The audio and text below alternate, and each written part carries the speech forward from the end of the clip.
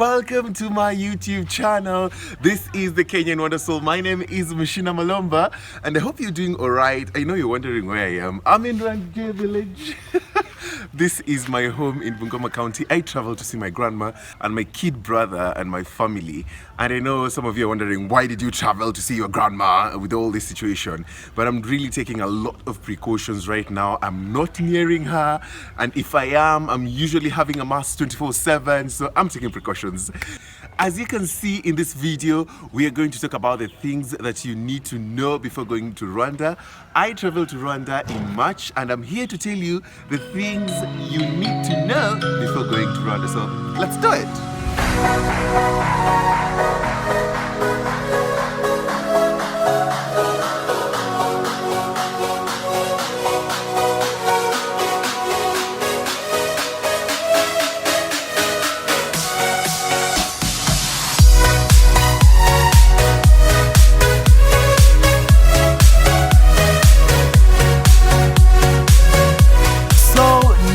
One thing that you need is a passport. You definitely need a passport to travel to Rwanda. If you're coming from Kenya, you need a passport. Ruby on Instagram told me that you can travel to Rwanda or any other, I think, East African country with an ID. I'm not really sure.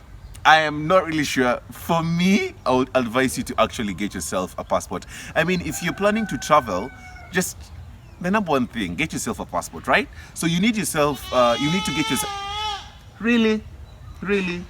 You need to get yourself a passport and a yellow fever card. Those are the things that you need. And a yellow fever card, you can get it at, I think, 2,500 shillings at Nairobi County Hall, I think. Yeah, that's how I got mine. So it's a must. You need it. Number two is that you need to have a confirmation of your booking on the place you're going to stay. So at the immigration center, after taking your passport, checking your yellow fever, they will ask you where you're going to stay and they will need that confirmation. So you need to have that. I booked an Airbnb while in Kigali, and on Airbnb they usually just send a confirmation email on your email, so you can be able to show that on your email. They'll and if you're staying with a friend or a family, you might just need to show, I don't know, probably text or something just to confirm that you're going to stay at their place, because the immigration officers, they will ask you. So it's not like Tanzania, it's not like Uganda. In Rwanda, they need to see where you're going to stay and you need to show that confirmation. Another important thing is the mode of transport.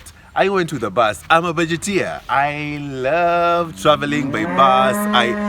Lord, chill out. I travel by bus, so I went by modern course, and I'll advise you, it's not the best bus company to travel with. With my experience, I had booked a VIP seat. We were not even given the same bus, actually. It really disoriented me. I didn't like it. Maybe you liked it, but my experience, I did not like it. So you can choose to travel by plane. But for me as a budgeteer, I love using the road and I love the cheapest mode of transport. So I use the bus. So just before you go to Rwanda, you can try and check different bus companies before you choose the specific one which you need to travel with, because it's a long journey. 7 hours on the road. It's not a joke. So try and do a lot of research before you actually choose the right bus company, yeah? Another thing is language barrier. I thought with my little French, je parle un peu français, I'll be able to hack it, but no. It was a bit hard actually for me to communicate, especially with the service providers, people like the Boda people. But it's not really that bad. Like, it's not one of the main reasons you should not travel. Like, language should never be a reason for you not to travel anywhere. Because, come on, you can be able to communicate with any way. Use your fingers, do something. And they speak a little bit of Swahili, actually. But not very many people. And the people who speak French are mostly like the older citizens. People know English, but you'll find they're not really fluent. They speak a lot of Kinyarwanda, which is like almost their national language, if I'm not wrong. So just be open-minded. Like, if you want to try and get a coffee for I don't know, like use your fingers, do something, like, you know, try and do something with your hands and hand gestures. You will never go wrong. Like if you know a little bit of Swahili, a little bit of French, and a little bit of English, my guy, you're good to go. People are beautiful. People are beautiful. If you know, you know. Like people are just like Rwandese people are really beautiful, my people. Like if God, I think when God was making them, like he added a bit of milk and honey. Like people are just glowing everywhere. Everybody. I almost stuck there. I'm not even joking. Like I literally almost stuck in Rwanda. Cause people are really pretty. So be ready to be confused. Food is like the best in Rwanda because they have variety. And I love the fact that they usually serve people in like buffets. So I remember at some point when I went to have food, my dinner in some certain hotel, I used to stay at a place called Shimironko. And that place, I remember there was spaghetti and meat. And I was like, yeah, I can eat that. And the guy refused, like, they can't just serve that because like they serve it as a whole buffet. They used to have rice, they have beans, they have sweet potatoes, they have banana plantains. It was just amazing. So you should try to have Rwandese food. I know like some backpackers, when they want to go to a place to save on money, they would like to try and just like cook on their own. But please try Rwandese food because I find it to be a bit affordable, honestly, because for like $1 or $2 you can have like a whole buffet to yourself and it's amazing. It's like the eat. Like, you know me with the food, right? So I loved their food. It's amazing. I'll recommend you to actually buy the food than cooking for your own, so that you can be able to just like experience the whole Rwandese culture. You feel me?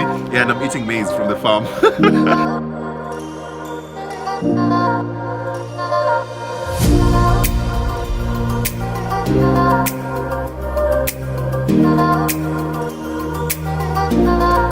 Transport system in Rwanda is very efficient. You can use motorcycles anywhere in Kigali. They're easily accessible, and you can also get a tap and go card, which I didn't get when I was in Rwanda because I found motorcycles to be very convenient for me.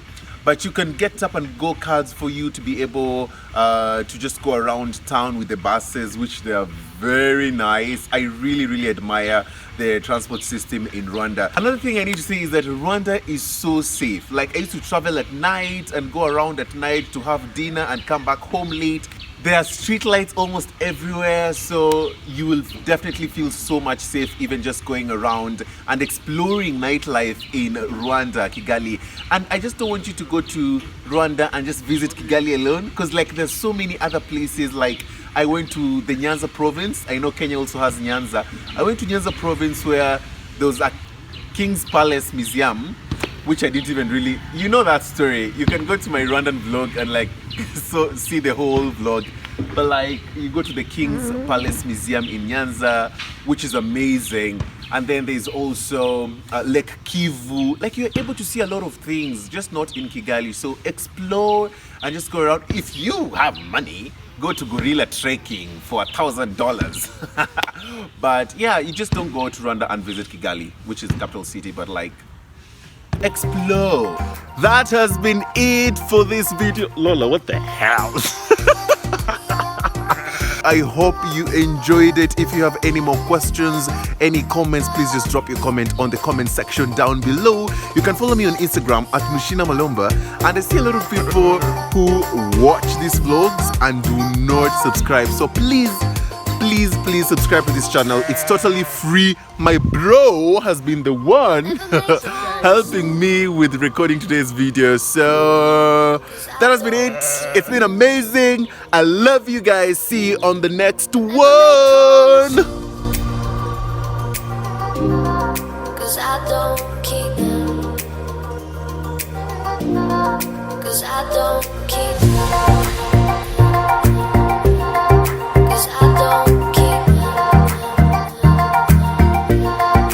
I don't keep